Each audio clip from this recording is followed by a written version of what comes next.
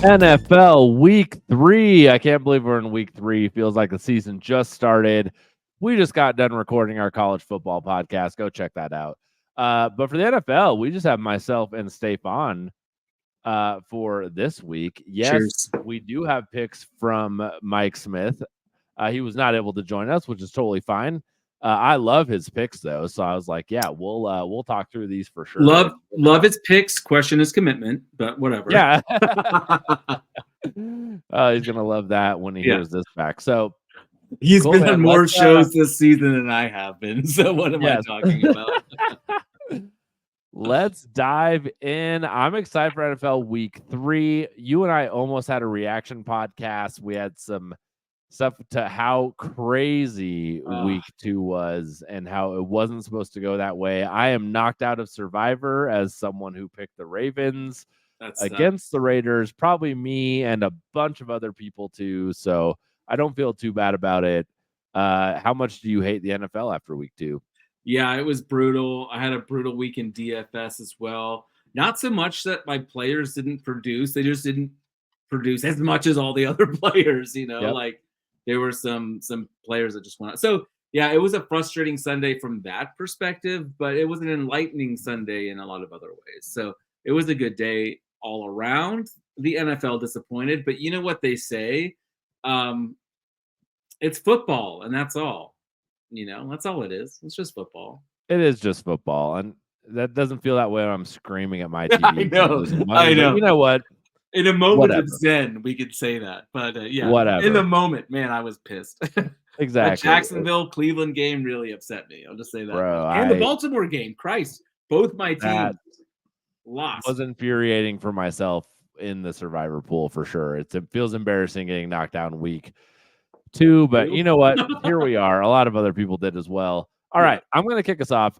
We got the Eagles at the New Orleans Saints. I'm taking the Saints -2.5.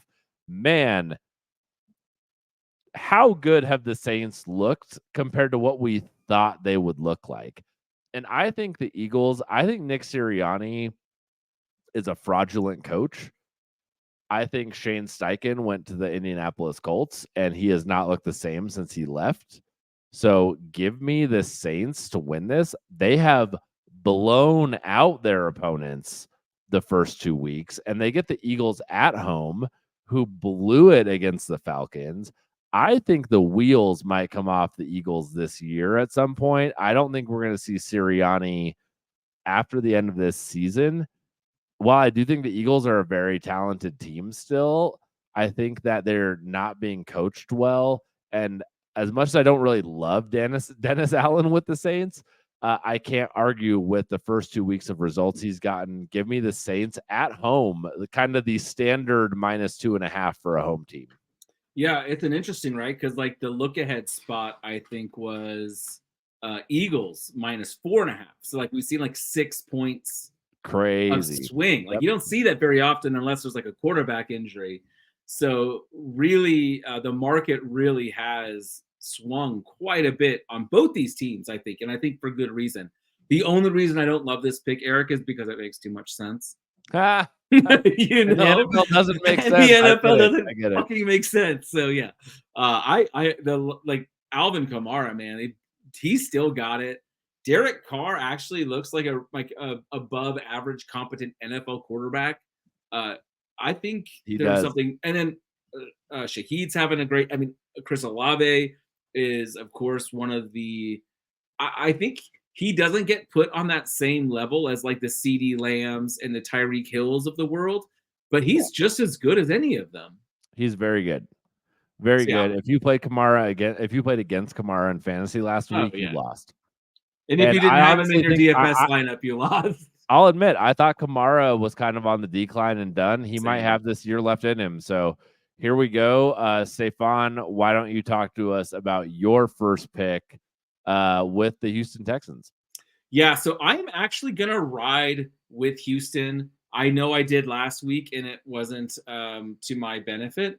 But it was a push. It was a push. It was a push, I suppose. So Minnesota is a team that has been playing out of this world so far, picking up 2, I would say, surprising victories. But to me, Houston is still the better team here. Minnesota still does have Darnold as their quarterback, and I don't think that he's all of a sudden turned into like this super efficient, super elite quarterback. Like, forgive ESPN me. would not agree. ESPN has a boner for Sam Darnold at this point. A Sam Well, Darnold hard on is going on at ESPN right now. I would not know because I don't watch I know you ESPN. don't. I know you don't. Um, but to me, like, Minnesota's victory against San Francisco, to me, didn't tell the whole story. Like, to me, if they play that game again tomorrow, like, who are you favoring? San Francisco or Minnesota? Now, it may Yep. still be Minnesota, but it's because our perspective of San Francisco has changed more Yep. so than our perspective on Minnesota. You take away Yep. that 99-yard touchdown, and that whole game changes, right? So give me Houston. I think they have the better quarterback. I think with the injuries that Minnesota has, I think Houston's just a better all around team. So give me the Texans -1.5 on the road. I love that too. I just like Houston. As a Broncos fan who needs other teams to cheer for, I'm on the Houston bandwagon, man. Let's do it. Yeah, All right. you can like the Houston Texans football team, but the city of Houston, I'm sorry, that's Never been. just, yeah, Never been. you're not missing a lot. All right, that's good to know. Yeah. All right. Let's go into one of Mike's picks, which we can talk about here. Mike is not with us, but we got the Packers at Titans under 40. I love this pick because you have the Packers without their starting quarterback. And then you have the Titans who don't have a real NFL starting quarterback, which I know you believe every bit of that statement. Yes. So if you add that up, in what world are they hitting over this number? I don't see 4 it. Will Levis pick sixes. Yes, Yeah. that would be the risk of the over here is Yeah. that these quarterbacks throw some interceptions that actually score some points. Yeah. So Short I like fields, this all pick. that. I like think the Mike pick is too. spot on here. I totally agree. This will be the least watchable game in the NFL this weekend, and that includes my Broncos. Any other thoughts? Yeah. But yeah, at least watch him because it's, the under is going to hit, right? Like I'm with him on this one too. Yep. All right, I'm going to move on. My second pick, I only have 2 picks this week for game picks. Give me the Bears to win straight up against the Indianapolis Colts. Look, I've been a Bears hater the first 2 weeks of this season. I feel like I saw a lot from Caleb Williams this week on Sunday night. I think he's starting to show who he's going to be, which is going to be a really good quarterback. And I feel like the first 2 weeks has been a nice introduction to the NFL. On the other side, you have Anthony Richardson, who could still be a really good quarterback, but has literally, I don't even know what the number is. It's in the 20s. He started like 20 something actual football games between college and pro. It And might not even be that much, actually. I don't even know if it's that much. And the 'Cause I Bears, think he only started 10 games in college. yes. So And anyway, the Bears are ahead of that.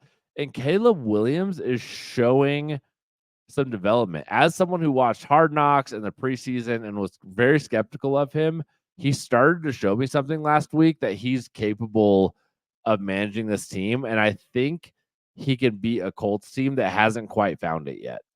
So I'm going to take the Bears to win. Is he capable or Calebable? Ah, That's terrible. That was a stretch. Yeah. That was a real stretch. Why don't you tell us about your Chicago pick? Because you don't quite have the Bears to straight up win. Well, I was going to ask you. So I'm on Bears +2, but really like +2 and money line. What number did you get on the money line? Do you remember? +102. So we got plus money. And you know I love plus money. Yeah. So with my unit size currently in the NFL, it's pretty small. So I'll take the points at -110 because the difference between -110 and +10 whatever is not that much with the amount of money I'm betting on the NFL at the moment. But I completely agree with you. I like, which quarterback do you trust more in this situation? Like, it's Caleb Williams. Which defense do you trust more in this situation? Like, the only spot where I think the Colts have them is at running back, and that's like the least important position in the NFL. College, I think it's a different story, but in the NFL, the running back position is not as important. So I'm completely with you. I just don't have the cojones to go money line. Give me the +2 just in case. But honestly, I'm good with either one. But yeah, I'm all over the Bears here. All right. Well, based on our NFL record last 2 weeks, everyone should go run and put their money on the Colts. Survivor pick, baby. Yeah, absolutely. So, all right, let's move to Mike's second pick. We got the Chargers at Steelers under 36.5. Disgusting. This un-American. Un-American. Mike Smith, this is disgusting, and I agree with it 100%. Yeah. 100%. The Steelers defense looks amazing. Amazing. And they don't have an offense that can score a lot of points. The Chargers are a running team. They have switched to be a primarily rushing team. Well, I think the Chargers actually win this game. It's not going to be by a lot of points. So, yeah, I like the under 36.5. And even if it is by a lot of points, it's going to be because it's like 17-3. Right.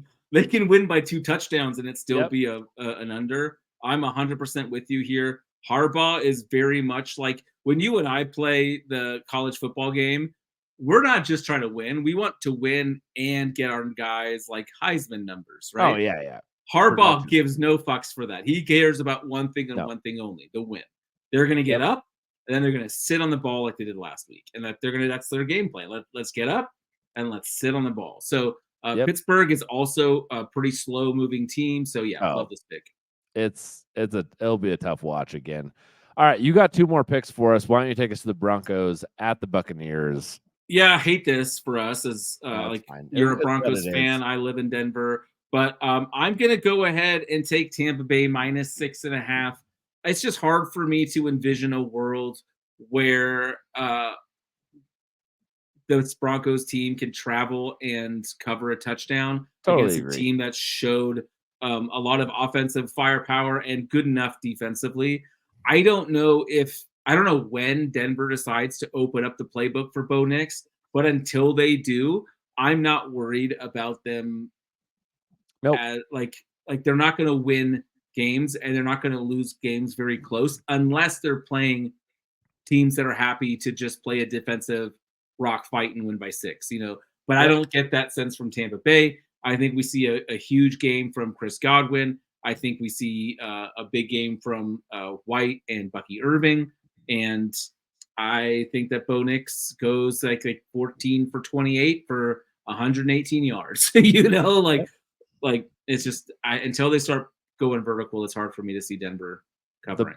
The Broncos are a bet against team until further notice. I couldn't agree more. And it sucks. But tell me, because I wasn't going to make as a pick.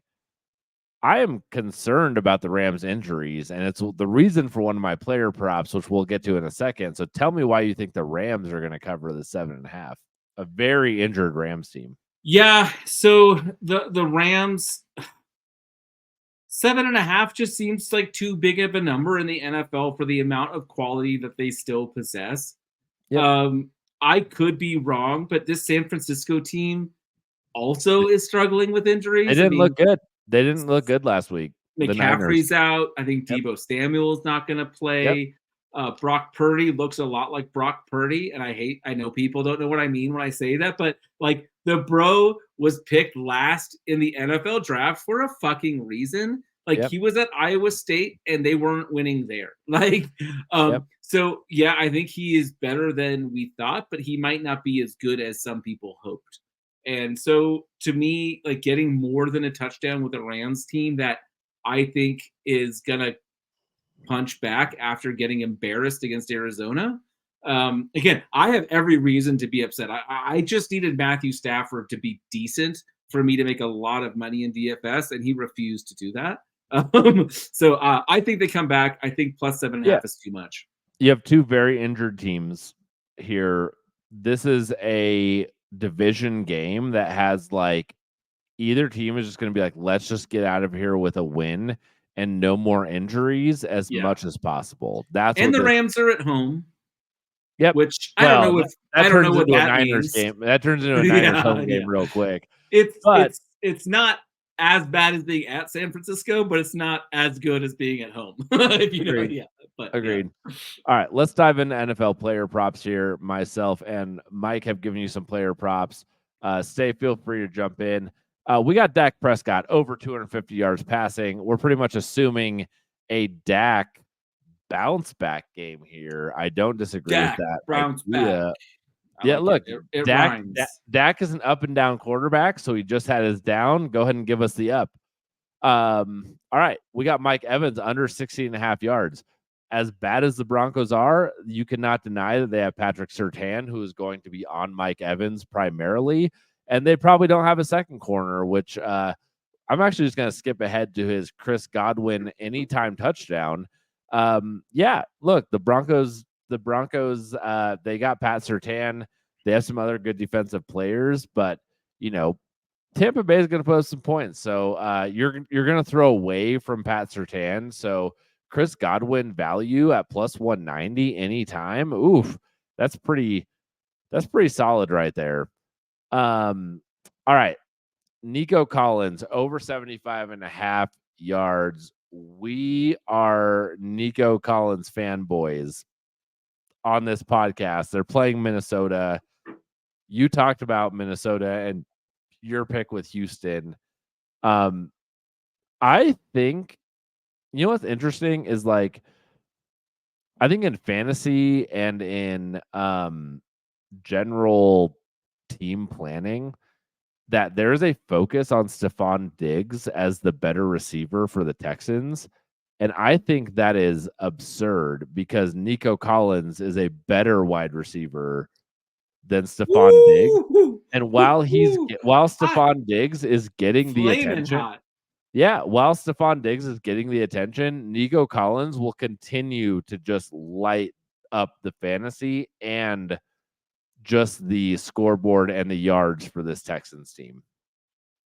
I take it. Because who are you going to double? Who are you going to double cover? Probably neither of them, but they're going to probably choose Diggs if they're going to cover anyone. And like Nico Collins is going to be running wide open. So, by the way, I want to add a player prop if that's okay with you. Do it. Throw it in. Because this is stupid. I know you just were talking about how great Pittsburgh's defense is, but our boy J.K. Dobbins has off back-to-back 130-yard rushing game, 130 plus yards back-to-back. You can get him at 50 plus total yards at minus 130 on DraftKings. That 50 is yards. 50 yards. Dude. What did you say about the Chargers? They're going to run the ball. Like, give me this number all day. I love this. Even 50. Against the Steelers, he's going to get that. So I love that. Full disclosure, I have not had a chance to like look through props. Maybe I will and post something to the socials. But give me JK at 50 plus at minus 130. Well, last but not least, I have Kyren Williams over 21.5 receiving yards. He is split getting this number the first two games. But last game, after the number of injuries they had, this man had 4 receptions for 27 yards. He is one of their main weapons they have healthy that's left. If they want to avoid the Niners stacking the box with traditional run plays, they're going to be running swing passes and screens to Kyren Williams.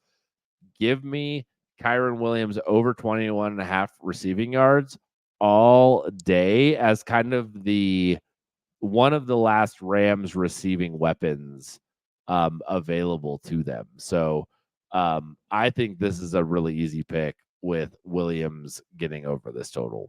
So I love it. I'm going to add one more, and you're going to love this one. We're going to take Derrick Henry under 66.5 yards in the game against Dallas. Dude, he's done. He's done. Amen. I'm sorry. Under 66.5, I think is he might score a touchdown, but I don't think he's getting 70 rushing yards. Amen to that. I have been so disappointed with Derrick Henry. I actually really love that. So we're gonna put too much money on that one for sure. I know. This is the part of the show where we run down our picks, and then we will also run down our player props. I'm going to go ahead and start us off. Mike has given us some picks, and myself with Eagles at Saints. I give you the minus 2.5 for the Saints. Give me the Bears to win straight up against the Colts. Mike points. has the Packers at Titans under 40 and the Chargers at Steelers under 36.5. Stefan, what are your game picks? I've got Houston -1.5 at the Vikings. I've got Chicago +2.5 at Indy. I've got the Bucks -6.5 hosting the Broncos, and we're going to take the Rams +7.5 at home versus the Niners. Lovely. For player props, we have Dak Prescott over 250 passing yards, Mike Evans under 60.5 yards, Nico Collins over 75.5 yards, receiving yards, that is. Christ Godwin, that's a good typo we have. Christ Yes. Godwin, anytime touchdown at +190, and Kyron Williams over 21.5 receiving yards.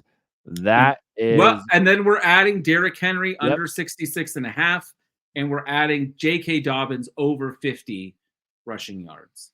Yep, we are going to crush those props this weekend. They Pretty feel excited good, for it. All right, we will talk to y'all later. Go check out the College Football Podcast. Bye.